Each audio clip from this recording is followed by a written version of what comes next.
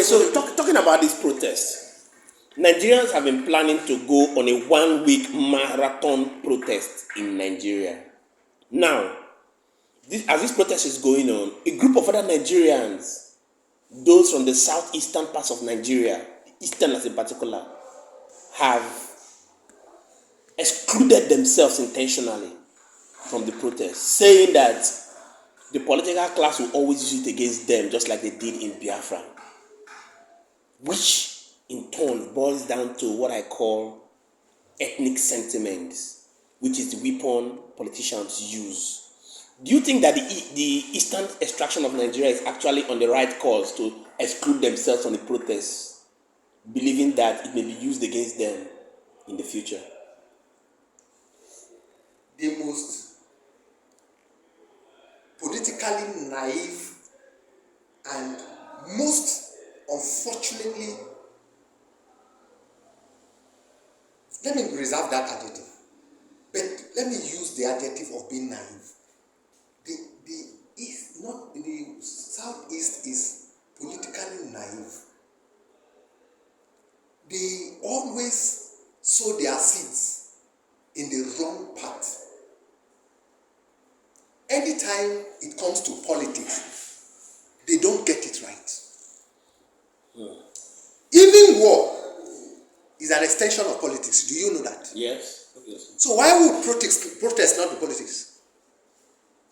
Protest, as it is organized now, is also protest. It's politics. By the time they push to the shove, when this protest begins to yield fruit, they will also be alienated. Posterity will tell when that time comes. The Southeast is always crying foul on every front. Pity party is what they seek. And pity party don't get you power.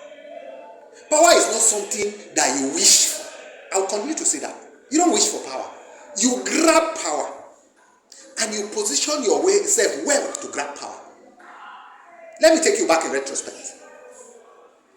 They danced around the APC in 2023 with the hope of what? They jettisoned PDP. As I'm talking to you now, the hope of the Southeast to become president has become oblivious.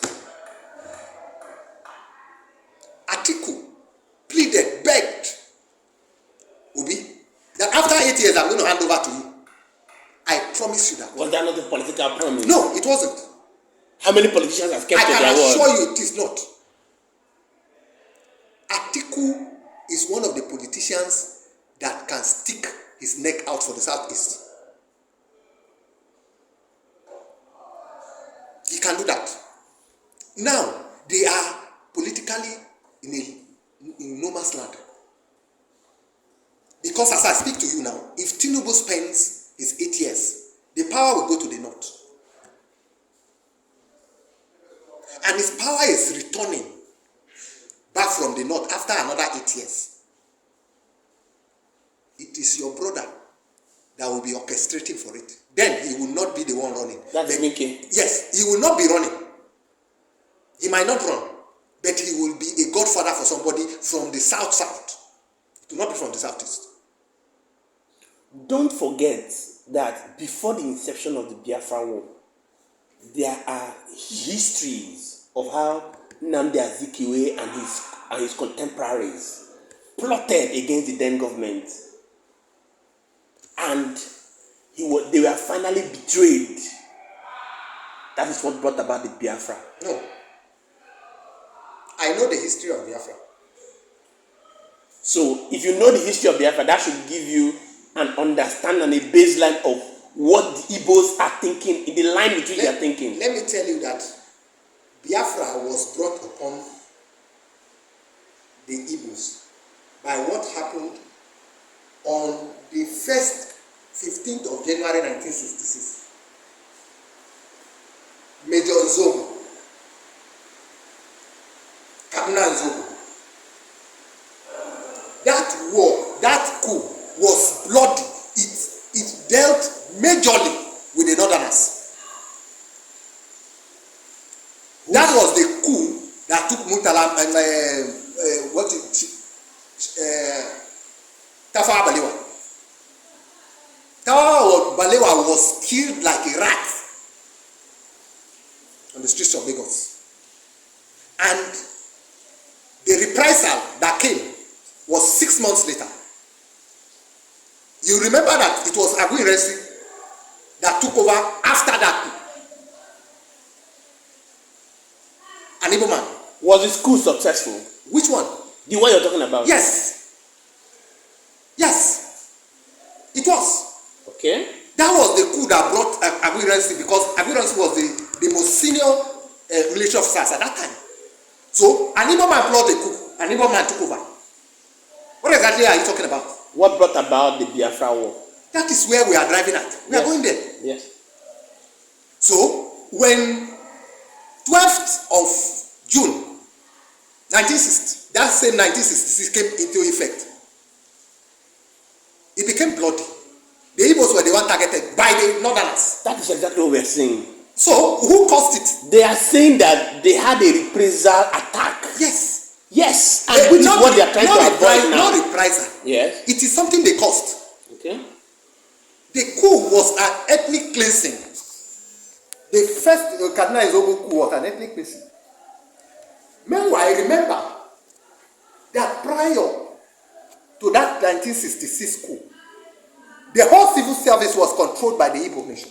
If you are aware, they don't tell you that. The Igbos were the one in control of the civil service prior to the 1966 coup. Go to history, you will read it. How could that have brought them into power? What? How could that have brought them into power? No, it didn't bring them to power. It didn't bring them to power. What brought them to power was the coup of 1966. They felt that they were in control of the civil service, and so they should be in control of government. Okay. Yes. Go and read your history. Prior to 1966 coup, from 1963 to 1966, most of the public service were controlled by the Igbos. Go and read history. And so they felt that because we are in control of the civil service, we should have control over power too. But democracy is not a matter of power.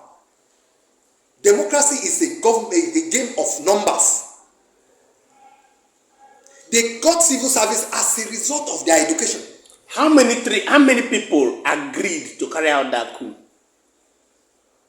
It was what we have heard about the Wazobia, right? How many people agreed, and why did the coup now finally downplay against the Igbos? The coup, when it happened, the destruction it caused was majorly against the Hausas. And it was the Hausas that planned the next coup, which was in July 1976.